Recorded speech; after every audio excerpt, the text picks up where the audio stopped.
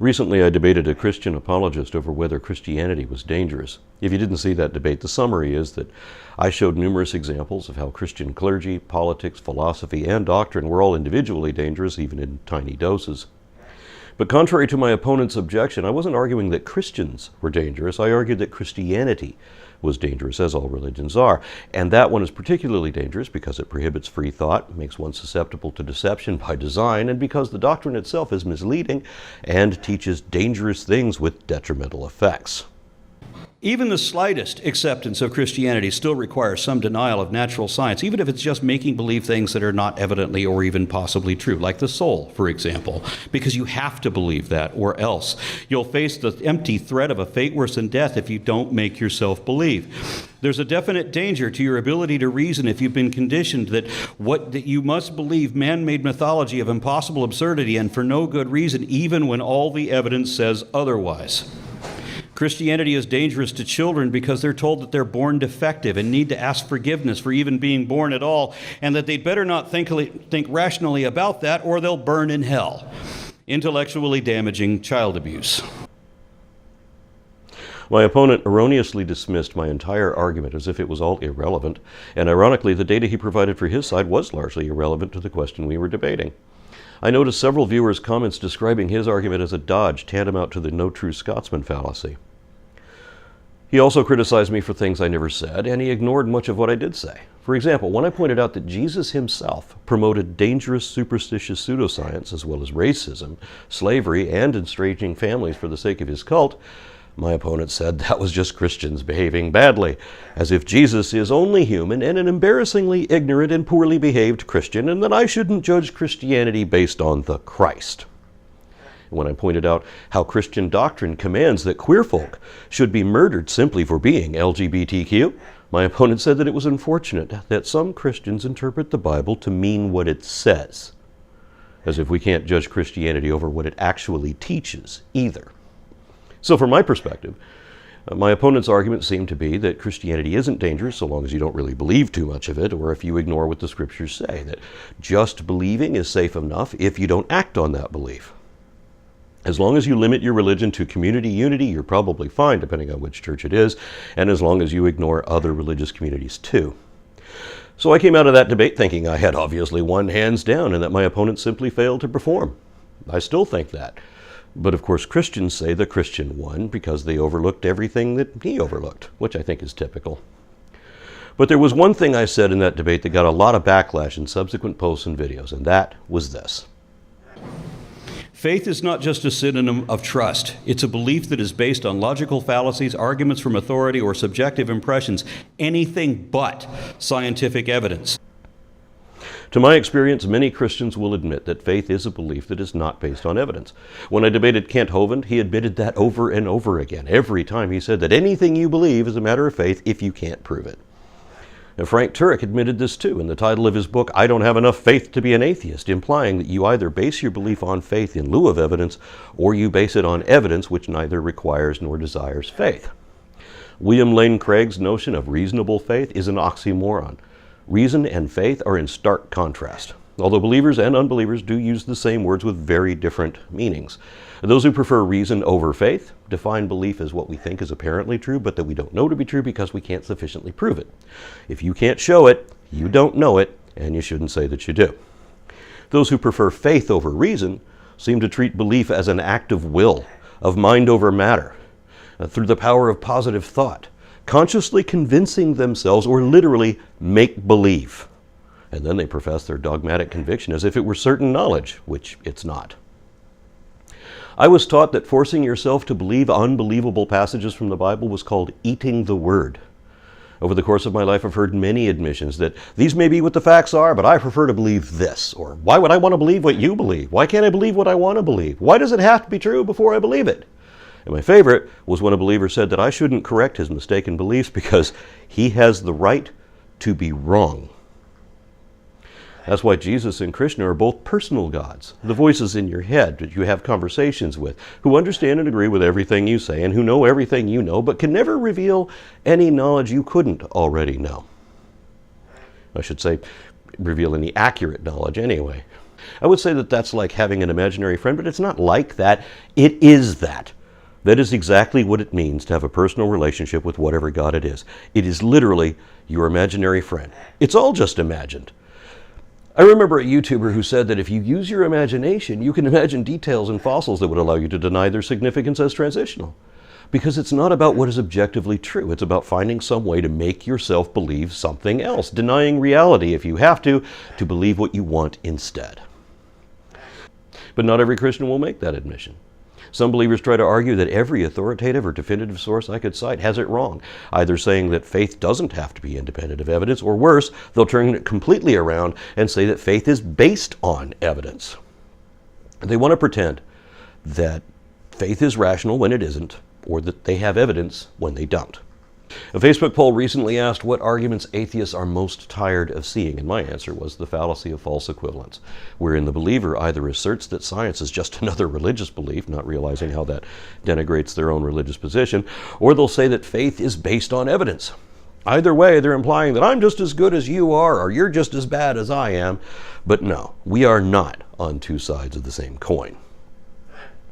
After 20 years of repeatedly hearing and re-refuting that same argument over and over and over again from the same people who will never admit or correct their errors, that has come to annoy me quite a bit, obviously. You mentioned that in 20 years of rigorous research, you found no evidence of what you're looking for. But then when Michael pressed you on naming just one scholar who defines the word faith in the way you put it, you couldn't name one. So my question is, could it be possible that your research is maybe flawed, biased, and even maybe dangerous to the pursuit of truth? I have conducted this experiment, as I explained, over and over and over and over again, having this exact conversation at least once a week for 20 years.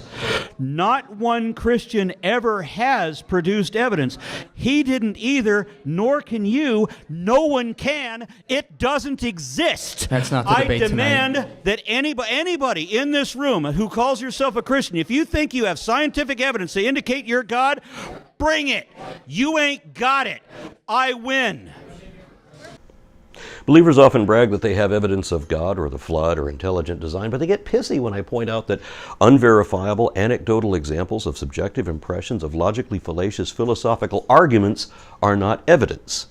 That evidence must be a body of objectively verifiable facts that are positively indicative of or exclusively concordant with only one available position or hypothesis over any other.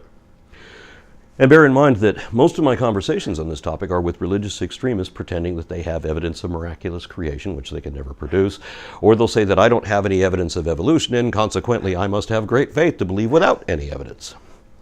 In either case, the topic demands that we're talking about empirical evidence, and I usually don't have to specify that, although I did in this debate because I knew my opponent was not a creationist. So at least a couple times a week over the last 20 years, I've heard the same old tired apologetics that there is evidence of God or creation.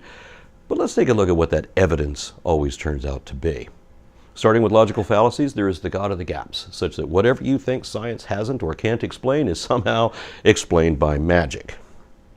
I don't know, therefore magic. I know, Christians say they don't believe in magic, yet they believe in blessings and curses, which everyone understands are both magical enchantments. So whenever a Christian tells you to have a blessed day, they're literally telling you to have a magically enchanted day. They also believe in potions, faith healing, transformation, exorcism, necromancy, water bending, elemental spells, the golem spell, and even the magical power of some mysterious spoken words. They'll call it miraculous or supernatural, but they won't call it magical, even though all of that is obviously magic. If Moses and the Egyptian mages both perform the same trick the same way, it's only magic for them, but it's not magic for him because of the logical fallacy of special pleading. The point is that anything that is not explained by science is unexplained. It doesn't mean it is explained by God. The gaps in our knowledge are not evidence of any God. Every time we've ever blamed anything on the supernatural, it turned out to be wrong, and the real explanation was always a revelation of whole new fields of study previously unimagined and far more complex than the mystical excuses we made up in our ignorance. The God of the gaps is often used in conjunction with another fallacy called shifting the burden of proof. Believers hate the burden of proof more than vampires hate garlic, and they will push it far away, as if I have to disprove every empty assertion of impossible absurdity rather than expect them to justify their claims like any honest person would. It's a fallacy because positive claims require positive evidence. The burden of proof is always on the one making the positive claim. If you say there is a God, I can respond to that saying, no, there isn't. And I don't have any burden to prove the negative, nor am I necessarily making a negative claim when I reply by rejecting or calling out the bluff of your unsupported positive claim. Hitchens' razor says that what is asserted without evidence may be dismissed without evidence. So if I don't accept your assertion, that's your failure and your burden, not mine. You have to show the truth of it or admit that there is no truth to it. But none of the many and varied faiths of this world could do either of those things. So they can't be based on evidence, and there is literally no reason to believe any of them. The God of the gaps fallacy is a combination of other fallacies, arguments from ignorance and incredulity combined with question begging, the circular argument routing back to the assumed conclusion. This is the most pervasive fallacy we see at the root of every religion, and we see it demonstrated nearly everywhere the Bible talks about faith. If something happens to exist, you simply assume that God did it, without question, without reservation, and without reason, meaning you believe it without evidence. If you redefine reality as creation, then through the fallacy of presupposition, and that is a fallacy, you will presuppose a creator, whereas calling it reality wouldn't require a realtor. The evidence most often cited in circular reasoning is that the claim is somehow evidence of itself, that the magic book of fables is the absolute, unquestionable, and infallible word of God because the magic book of fables says so. What is the evidence that the book is correct?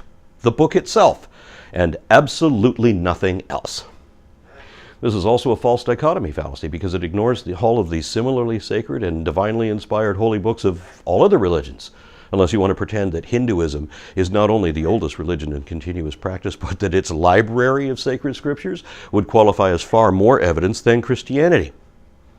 None of that qualifies as evidence because circular reasoning is invalid and the claim in the book is not evidence that the claim in the book is correct. This is also a fallacious argument from false authority, since all of the allegedly holy books were definitely written by mere fallible men who obviously had no idea what they were talking about, ever. And that's why all of these compilations of man-made mythology are so embarrassingly wrong about practically everything and not reliable about anything they purport to be important. The same goes for all the different denominations of any one religion, where most were started by one lone heretic with his own interpretation, usually of things the scriptures don't really say. Yet, if I read what it actually does say, and thus I don't interpret it the way he did, his followers will accuse me of lying, even though there's no fact to indicate which of us got what right or wrong. Regardless, the interpretation of every denomination's founding patriarch is revered as absolute truth, even though none of those guys ever actually knew what the fuck they were talking about. Nor could they have. And in fact, most of them knew a lot less than the average person knows today. And this is why science says that arguments from authority are worthless. Revelation of the word is another circular argument, meaning no more than you believe that you believe. It doesn't matter if it's true, only that you believe it, because they think that belief brings some benefit, even if it is all made up.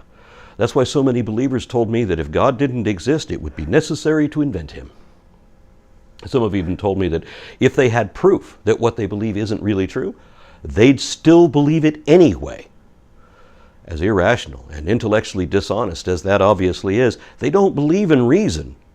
They believe in belief without reason and against all reason. Because what reason would any believer accept and allow to change his mind? For me, it is enough that there is no evidence of gods or ghosts or anything supposedly supernatural, because there really isn't any. And I think that having no reason to believe something is a pretty good reason not to believe it. I don't even need evidence to the contrary, although I have that too. Another fallacious example of evidence is revealed prophecies. And that almost sounds good until you start looking at what the prophecies actually say and how they were misinterpreted to be prophetic in the first place. I already did a video about that. And to say the least, they're each contrived, grossly contorted, and not at all compelling, and not in any sense evidence. Otherwise, Most claims of religious evidence are in the category of untestable, unverifiable, anecdotal, subjective impressions. Most commonly, we hear about changed lives. And this is what Christians typically pretend to witness, where someone says that they were once a lowly, crack-addicted criminal until they found Jesus, or Allah, or Guru Nanak, or whoever, and turned their life around. If they actually did, which usually isn't the case. They're just not on rock bottom anymore. What they don't understand is that happens with every religion. I read the testimony of a Thai woman who said that her life improved immediately the instant she accepted Buddha into her life. I've said and read similar things from Hindus and Muslims too. That happens in every religion. So obviously it isn't evidence of any one religion. But it doesn't take religion either. It could be any new fixation. Even a new hobby could do that for you. You could take up LARPing and turn your life around. And one claim of supernatural evidence that a lot of people like is near-death experiences, which is about as compelling as past life remembrance, or being visited by the ghosts of your deceased ancestors, or receiving telepathic transmissions from extraterrestrial reptiles, and they are all equally incredible. We know of multiple cases where some impressionable child was influenced by highly religious parents to embellish an experience they never really had, only to recant that later when they learned that lying is bad. Otherwise, we see that people surviving significant stress to the brain tend to imagine whatever religious visions they were culturally conditioned to expect, or they don't have any memorable visions at all. If someone is having a near-death experience and sees a vision from their religion, and it's not even an Abrahamic religion, then that proves that this is not evidence of any religion. In any case, there is not one instance of a near-death experience that can be positively confirmed to support the patient's claim of supernatural knowledge. So even their best evidence is not evidence at all. At the very least, according to the philosophy of science, evidence must be true. So you have to be able to show that it is really true before you can honestly assert that it is. Otherwise, we should be skeptical. Maybe it's true, maybe it isn't. And we should be even more skeptical when what we're talking about isn't even possible, especially when there has never been even one single case when any type of supernatural claim was ever verified to be true or implicitly real in any sense. So there is literally no evidentiary basis to go on, never an actual fact such as any scientist would need before claiming to have evidence of anything. All religious beliefs are still indistinguishable from pure imagination with no substance whatsoever. None of them can show they have any truth over any of the others. Yet, people profess belief in the empty promise of what they still do not see, as if that counts as evidence. Or, if you're an idealist as opposed to an empiricist, then you could use the argument that one seminary professor did when he told me that evidence is not evident because facts are not factual, because nothing can ever be objectively verified, because reality is just a matter of opinion. It's whatever you want to believe that it is. And thus, there is no such thing as objective truth. That's the most irritating thing about arguing with believers. Not just that their position is so weak that they have to question or even deny reality as their only potential rebuttal of my evidence, but because it is dishonest to assert baseless speculation as though it were a matter of fact, presenting falsehoods as absolute truth and fallacies in place of logic while pretending to know things no one even can know, are all tantamount to lying, as is the fact that they will never admit when they're wrong on any critical point. That's why they invented apologetics, the practice of systematically making up excuses to rationalize or justify or otherwise dismiss any and all evidence against their preferred belief. That they just gotta believe, no matter what, whether there is evidence for it or not. They know that being rational means being reasonable, having sound reason and being able and amenable to be reasoned with. But faith is not like that, because believers can't be objective. They must defend the faith, even on pain of death, or else they'll risk the threat of a fate worse than death, which obviously wouldn't even be a threat if you didn't believe it already. That's why so many religious extremists post statements of faith, as if this were something to be proud of, wherein they admit that they believe what they do not on the basis of any evidence, but rather on the unquestioned authority of Scripture, because they believe it came from God, which it obviously didn't and couldn't have. They also admit that they have already rejected, without consideration, any and all evidence that might ever arise against their beloved doctrine. No faith ever allows evidence to overturn a doctrinal belief, and if you won't allow that, then you can't pretend that your faith is based on evidence. And they may say, I know for a fact that it's true, but no, you don't. A fact is objectively verifiable, and knowledge is demonstrable with measurable accuracy. It doesn't matter how convinced you are. Belief doesn't equal knowledge. If you can't verify the accuracy of your claims to any degree at all, by any means whatsoever, then you cannot actually know what you merely believe. Yet, they claim to know it anyway.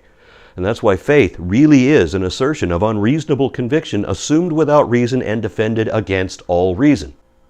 Some believers ignore how the word faith is actually used, and they taunt me as if I didn't know what the Greek word pistis meant, which also happens to be the base word of apistivist, meaning one who is without faith. My friend Bionic Dance made up that word, and I provided the symbol to represent it. So, of course, as an epistivist myself, I understand that pistis meant belief, trust, or confidence. Some say persuasion. Actually, it turns out to include trust and trustworthiness, along with faith and faithfulness too, presumably in different contexts. I don't know, it's all Greek to me.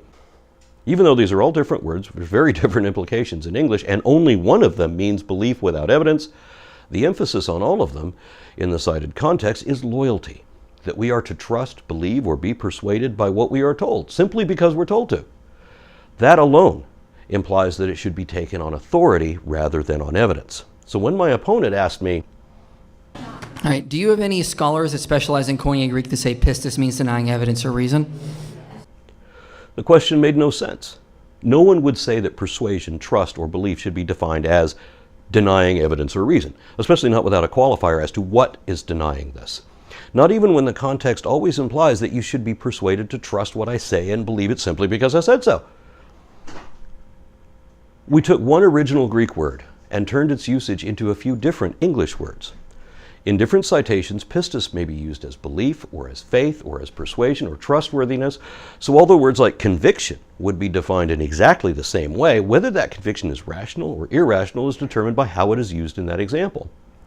Importantly, we don't have to say that it's not based on evidence if evidence is never mentioned as even being relevant. That's what this comes down to. This is the core of the conflict between science and religion, being faith as contrasted with reason, or literally, fact versus fantasy. Science doesn't care what you believe. All that matters is why you believe it. What is your evidence? And science is only concerned with what is supported by evidence. Whatever is not supported doesn't warrant serious consideration. Come back when you have something to show. Until then, we have literally nothing to talk about. Now, for a rational person, what I believe, or rather what we consider to be more likely closest to the truth, is not a matter of choice. I am compelled to face the facts and accept evident realities, and I am obligated to change my mind according to my understanding of the evidence, regardless what I might rather believe. Even if I could choose to believe whatever I want, why would I want to believe something that is not evidently true, like religious believers do? I don't want to be fooled into basing my decisions on falsehoods. Only accurate information has practical application. Thus, my goal is to improve my understanding. So I only want the truth. The truth is what the facts are, what we can show to be true. Give me that. If in doing so you correct me, I will thank you, because at least I won't be wrong anymore. But some people say, if believing in God is wrong, I don't want to be right. They cannot allow their minds to be changed. They consciously choose what they will or won't believe, regardless whatever evidence there may be either way. And to my experience, devout believers can't even think hypothetically about the probability that they're wrong, where I can entertain any possibility as long as you show me that there is a possibility to consider, meaning some precedent or parallel or verified phenomenon indicating whether such a possibility exists. But religion doesn't have even that. Instead, we're told to believe impossible nonsense for no good reason. Religion tells us that we absolutely must believe, not because of any compelling evidence, but because the scriptures say so. They're supposed to be the word of God, and you're not allowed to question that. Heresy, blasphemy, and apostasy are all capital crimes precisely because this is about authority rather than any evaluation of evidence. You shall not put the Lord your God to the test. Instead, you're told that you will be able to perform wondrous miracles better than Jesus did if you can believe hard enough. And the only way to believe with all your heart is to make believe, which is what your religion expects you to do. That isn't good enough for some people. God could easily provide evidence if he wanted us to have that, and God wouldn't need our faith the way bullshit salesmen do.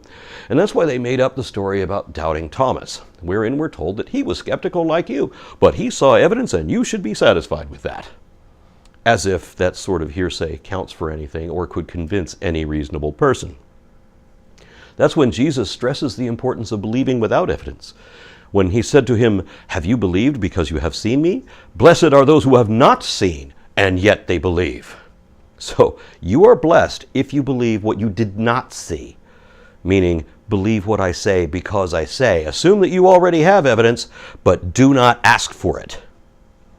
Then, like reading accounts of UFOs in the Weekly World News, that passage goes on to say that Jesus did many other signs in the presence of his disciples, which are not written in this book, but these are written so that you may come to believe that Jesus is the Messiah, the Son of God, and that through believing you may have life in his name.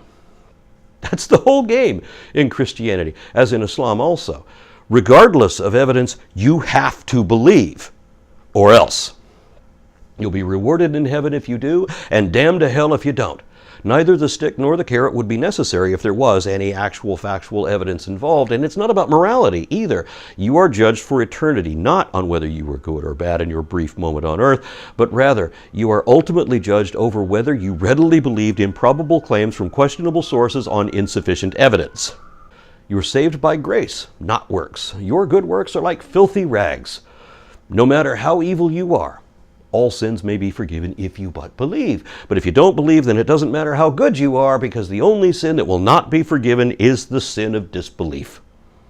Thus, gullibility is the sole criteria for redemption. Were it not that way, there would be some provision wherein good-hearted, kind, and charitable atheists could get into heaven. But the Bible denies that such people can even exist, even when we know they do. My critics say that I should limit my use of the word faith to the way pistis was used in the New Testament, even though that word has multiple meanings in different contexts. I'm only talking about one. For example, Jesus didn't understand the pathogens causing any of the maladies he pretended to heal. He believed in demons. There is no evidence for that. And it's not just him either. Paul was a mystic. He believed that dreams were real means of communication and that whatever visions he might hallucinate, even during a stroke, was a revelation of something real from God or from angels. And he thought angels were wandering around lying to people at the same time. So go figure that out. If he could just figure out what the secret hidden meanings were, we see that in the same. We see that same paranoid conspiratorial pattern seeking and all through the church fathers. They're the most credulous authors imaginable, none of whom seem to understand what evidence or skepticism even are. Equivocation is the logical fallacy of mixing definitions or context with deceptive effect. For example, when I told Ray Comfort that I didn't believe anything on faith, he asked if I had faith in my wife, and he said that I must have faith that a plane won't crash before I board it.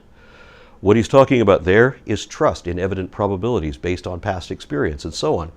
That's an evidence-based belief, not faith.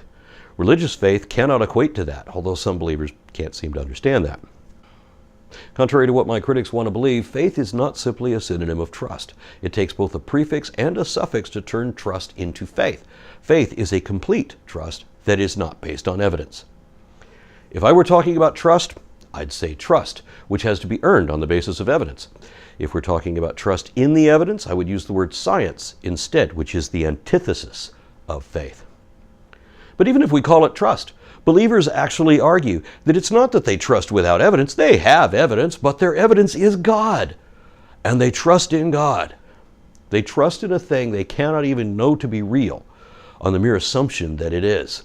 So even their claim of evidence is a circular argument requiring faith without evidence to believe it. Seriously, the question-begging fallacy is the best argument they've got. But God isn't evidence, because God isn't evident. They want to say that their evidence is looking to God as the best explanation. But God isn't an explanation of anything, nor could he be, unless you're resorting to the God of the gaps fallacy, because to qualify as an explanation, it has to actually explain something, and magical miracles don't and can't do that by definition. You also have to be able to show that the explanation is accurate, but we can't do that with God either. All you can do is believe. So clap your hands if you really believe, and Tinkerbell will wake up again. As I have, I think, conclusively demonstrated here, faith really is a belief or trust or conviction that is not based on evidence. That's why no believer can cite the evidence that compelled them to believe in whatever religion they were raised to respect. Their belief was imprinted on them through indoctrination or inculcation, because there is no evidence that could possibly lead to Christianity or to any other religion.